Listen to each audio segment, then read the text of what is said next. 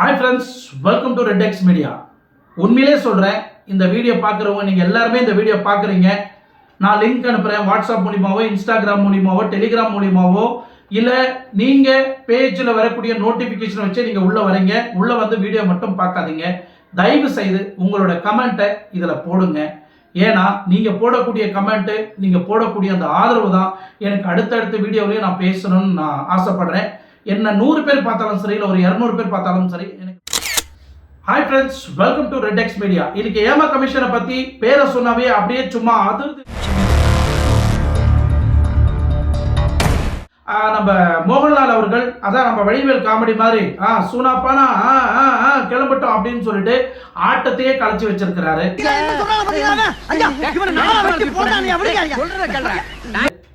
இன்னைக்கு திரு super star அவர்கள் ஏமா கமிஷன் அப்படின்னா எனக்கு என்னன்னே தெரியாது அப்படின்னு வந்து அவர் ஒரு வீடியோவில் பேசும்போது மக்கள் எல்லாமே ஆடி போயிருக்கிறாங்க. உலகமே தெரிஞ்ச நியூஸ் சூப்பர் ஸ்டாருக்கு தெரியல.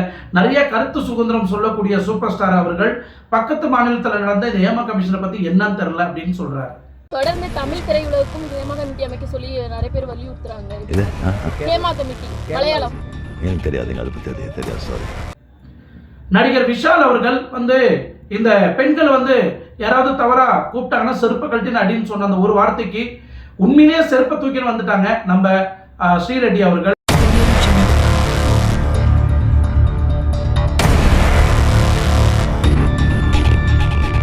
பிரீமியர் லீக் கிரிக்கெட் உங்களுக்கு எல்லாரும் பார்த்துருப்பீங்க. விஷ்ணு, விஷால், ஜீவா, இந்த மாதிரி நிறைய சினிமா உலகமே ஜாம்பவனங்களே அந்த வந்து கிரிக்கெட் பிளே ஆடி இருப்பாங்க. அந்த இடத்துல ஸ்ரீரெட்டி கூட இங்க சிக்ஸர் அடிக்கிறதுக்கு முன்னாடி ஒட்டுமொத்த நடிகர்கள் எல்லாருமே அந்த கிரிக்கெட் நடக்கும்போது ஹோட்டல் கூட ஸ்ரீரெட்டி கூட நல்லா கிரிக்கெட் ஆடி இருக்கிறாங்க.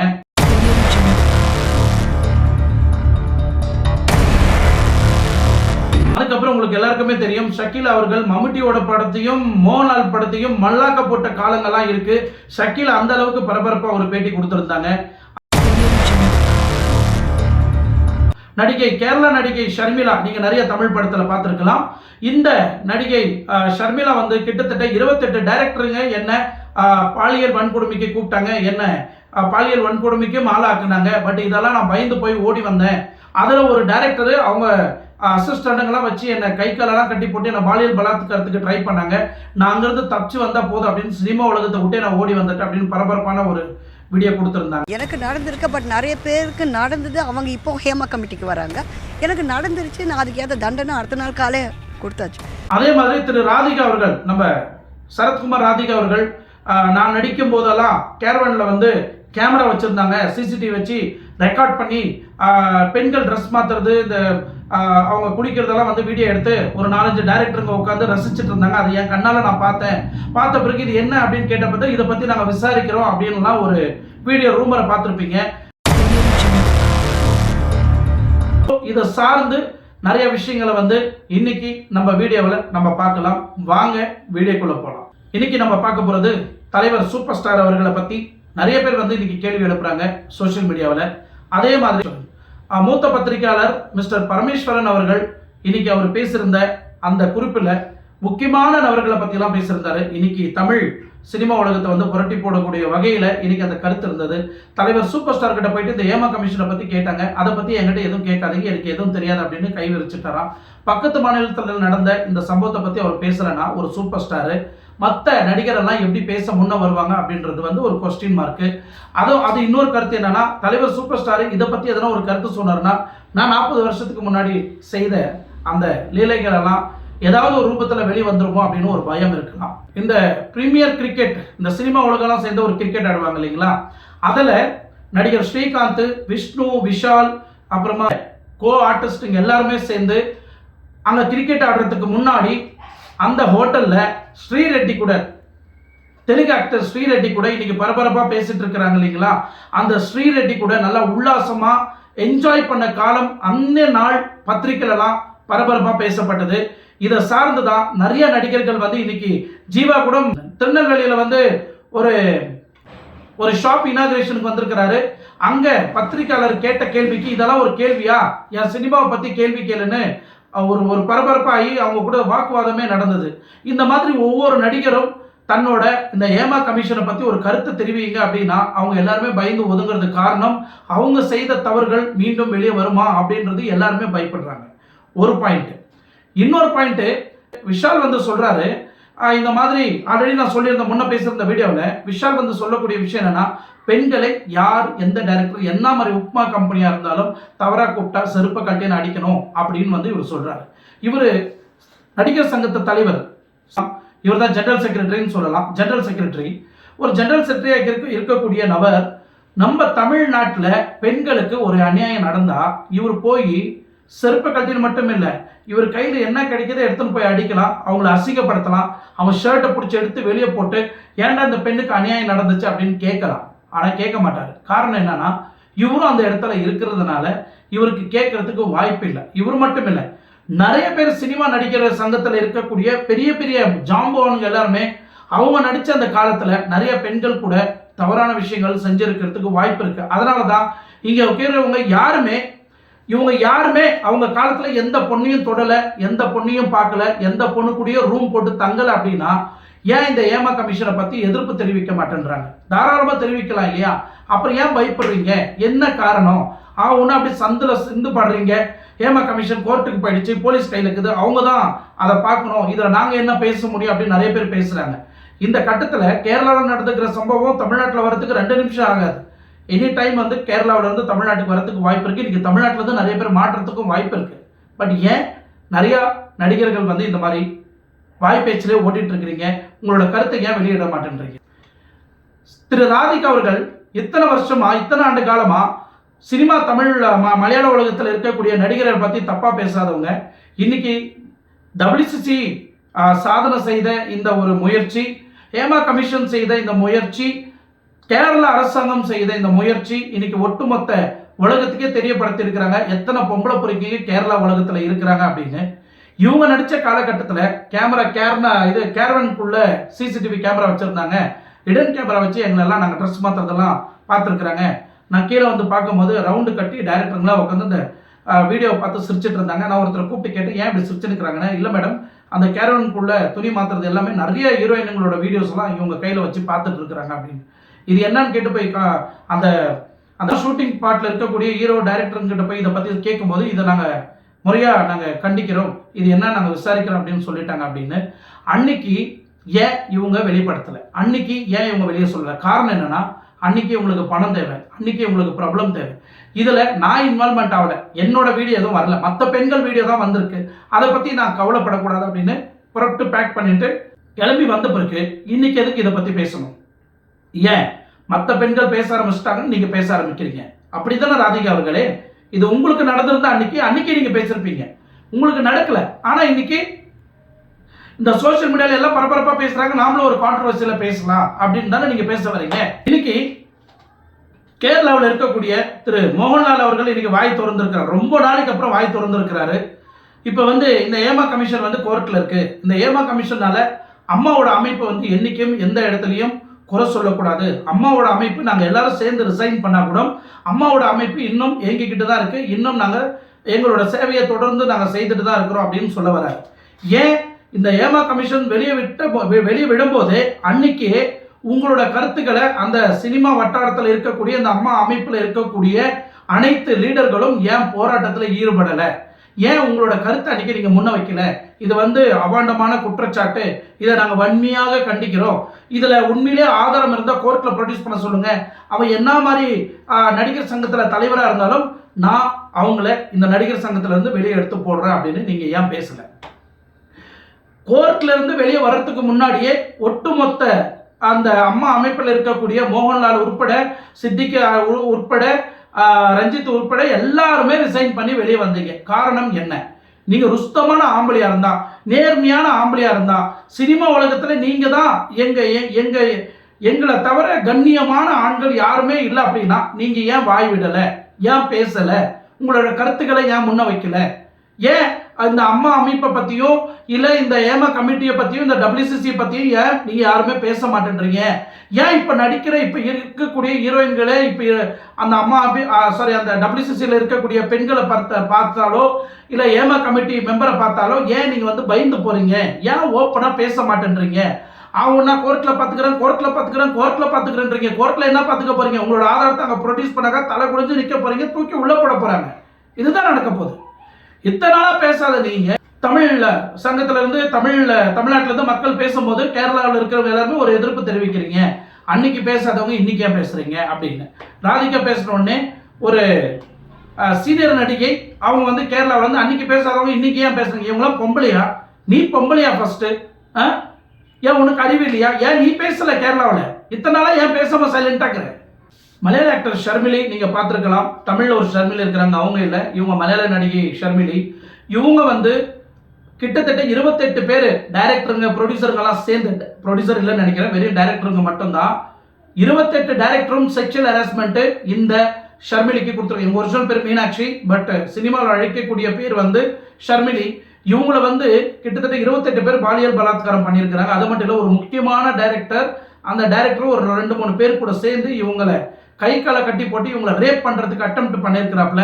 அங்கேருந்து தப்பிச்சு வந்தால் போதும் அப்படின்னு ஷர்மிலி அவர்கள் தப்பிச்சு வந்து இன்னைக்கு இத்தனை நாளாக வெளியே யாருக்கிட்டையும் சொல்லாமல் இன்னைக்கு வந்து வெளியே சொல்கிறாங்க. காரணம் என்னன்னா, தன்னோட குடும்பத்தை சார்ந்திருக்கலாம், தன்னோட குழந்தைய சார்ந்திருக்கலாம், தன்னோட கணவனை சார்ந்திருக்கலாம், இல்லை சொசைட்டியில் என் பேர் கெட்டு போயிடக்கூடாதுன்னு கூட இருக்கலாம். இவ்வளோலாம் இருந்தும் அன்னைக்கு சொல்லாத ஷர்மிலி இன்னைக்கு வந்து சொல்கிறாங்க. காரணம் என்னன்னா, பெண்கள் இந்த அளவுக்கெல்லாம் பாலியல் பலாத்காரம் கேரளாவில் நடக்கப்படுது, எங்களுக்கு எல்லாருக்குமே இந்த மாதிரி அநியாயம் நடக்குது அப்படின்றது வந்து ஒரு குற்றச்சாட்டாக வைக்கிறாங்க. எஸ்பெஷலி அந்த காலத்துலேருந்து இந்த காலத்து வரைக்கும் பெரிய பெரிய நடிகர்கள் எல்லாம் ஒரு ஹீரோயினை பார்த்துட்டாக்கா நீ படுக்கணும், நீ படுத்தே ஆகணும் அப்படின்னு ஃபோர்ஸ் பண்ணி படுக்க வைக்குவாங்களாம். பட் சில திமிர் எடுத்தவங்களும் இருக்கிறாங்க. திமிர் எடுத்தவங்கன்னா தன்னோட கற்பை காப்பாற்றிக்கிறதுக்கு தைரியமாக இருக்கக்கூடிய பெண்களை நான் சொல்கிறேன். திமிர் எடுத்த பேர் இன்னைக்கு நீங்கள் எடுத்துக்கலாம். இங்கே நீங்கள் எந்த ஆர்டிஸ்டையும் வந்து நீங்கள் குறை சொல்ல முடியாது. இன்னைக்கு ஒரு பெண் சினிமா உலகத்தில் ஒத்துக்கிட்டு போனாக்கா அது வேற. அது வந்து தன்னோட சுயநலத்துக்காகவும், தன்னோட குடும்பத்துக்காகவும், தன்னோட குழந்தைங்களுக்காகவும், தன்னோட கணவனுக்காகவும், தன்னோட சமுதாயத்துக்காகவும், தன்னோட ஆசைக்காகவும் நான் சினிமாவில் பெரிய பிரபலமாக வரணும், அதுக்காக நான் என்ன செய்யவும் தயாராக இருக்கிற பெண்களும் ஒரு ரகத்தில் இருக்கிறாங்க. இன்னொரு ரகத்தில் நீங்கள் ஒரு பெண்ணுக்கிட்ட நீங்கள் பாலியல் பலாத்காரம் இல்லை எனக்கு அட்ஜஸ்ட்மெண்ட் தேவை நீங்கள் கேட்கும்போது அவள் சொல்லலாமா சொல்லக்கூடாதா, இல்லை ஒத்துக்கலாமா ஒத்துக்கக்கூடாதான்னு அவங்க தன்னைத்தானே ஃபீஸ் பண்ணி நின்றுக்கிட்டு இருக்கிற ஒரு கட்டாயமும் இருக்குது. இன்னொரு கட்டத்தில் மூஞ்சில் அடிக்கிற மாதிரி சொல்லிட்டு நீயும் வேண்டாம் உன் சினிமாவும் வேண்டாம்னு தூக்கி போகிற பெண்களும் நிறைய பேர் சினிமா உலகத்தில் இருக்கிறாங்க. அதை நான் வந்து தமிழ், தெலுங்கு, கன்னடா, ஹிந்தி, மலையாளம் நான் பேச வரல, எல்லா சினிமா உலகத்துலேயும் இருக்கிறாங்க. அந்த மாதிரி இருக்கக்கூடிய நீங்கள் தமிழ் ஆர்டிஸ்ட்டுங்க நிறைய பேர் எடுத்துக்கலாம். இன்னைக்கு ஒரு துறையில் இருக்கிறாங்க, ஒரு டிபார்ட்மெண்ட்டில் இருக்கிறாங்க, ஒரு சமூக சேவையில் இருக்கிறாங்க, ஒரு 4 பேர் மதிக்கக்கூடிய லெவலில் இன்னைக்கு வளர்ந்து போயிட்டாங்க. ஏன் அவங்க பேரெல்லாம் ஏன் வெளியே வரல? இந்த மாதிரி நிறைய பெரிய பெரிய பழைய ஆக்டருங்கெல்லாம் இப்போ வெளியே தன்னை தானே வெளிப்படுத்துகிறாங்க. எங்கள் காலத்தில் நடந்த பிரச்சனை, எங்கள் காலத்தில் நடந்த செக்ஷுவல் ஹராஸ்மெண்ட், எங்கள் காலத்தில் நடந்த இந்த மாதிரி பிரச்சனைகளை இன்னைக்கு முன் வைக்கிறாங்க. ஆனால் இவங்க அன்னைக்கே இதெல்லாம் வந்து சார்ந்து இந்த மாதிரி ஆண்களை வந்து எங்களை மிஸ்யூஸ் பண்ணுறாங்க, எங்களை தவற வழி நடத்துகிறாங்க அப்படின்னு சொல்லியிருந்தாக்கா இன்னைக்கு வரக்கூடிய இந்த யங்ஸ்டர்ஸ் ஹீரோயினுங்கெல்லாம் வந்து ஜாகிரதையாக இருந்திருப்பாங்க, தன்னை எப்படி ப்ரொடெக்ட் பண்ணின்னு இருந்திருப்பாங்க. ஏன்னா சினிமா உலகன்றது அட்ஜஸ்ட்மெண்ட் பண்ணாதான் சினிமாவில் சாதிக்க முடியும் அப்படின்னு வந்து ஒரு முத்திரையை குத்திட்டாங்க சினிமா உலகத்தில். அது தமிழ்நாடு, கேரளா, மலையாளம்னு கிடையாது. அப்போ இப்போ வரக்கூடிய ஹீரோயின் யாராக இருந்தாலும் அது மனசில் வச்சுருந்தானே வராங்க. ஓ இப்படி இருந்தால் தான் நம்ம சினிமா உலகத்தில் சாதிக்க முடியும்னு. அப்பா கூட்டி கொடுக்குறவங்களும் சினிமா உலகத்தில் இருக்கிறாங்க, அம்மா கூட்டி கொடுக்குறவங்களும் சினிமா உலகத்தில் இருக்கிறாங்க, அண்ணன் கூட்டி கொடுக்குறவங்க சினிமா உலகத்தில் இருக்கிறான், புருஷன் கூட்டி கொடுக்குறவனும் சினிமா உலகத்தில் தான் இருக்கிறான். அது எந்த சினிமா உலகத்தை கூட நீங்கள் எடுத்துக்கலாம். அந்த அளவுக்கு கேவலப்பட்டு கிடக்குது இந்த சினிமா உலகம். உங்களுக்கு எல்லாருக்குமே தெரியும் இந்த பிரச்சனைக்கெல்லாம் காரணம் இந்த ஏமா கமிட்டி, WCC, இந்த செக்ஷுவல் ஹராஸ்மெண்ட், இன்னைக்கு ஒட்டுமொத்த அம்மாவோட கமிட்டி மெம்பர்ஸ் எல்லாருமே ரிசைன் பண்ணது காரணமே வந்து திலீப் அவர்கள் தான். யார் இந்த திலீப் அப்படின்னு உங்களுக்கு எல்லாருக்குமே தெரியும். நான் முன்னாடியில் எல்லாமே சொல்லிட்டேன். இந்த திலீப் வந்து ஒரு பொண்ணை ரேப் பண்ணுறதுக்கு ட்ரை பண்ணார் 2017 பிப்ரவரி மாதத்தில்.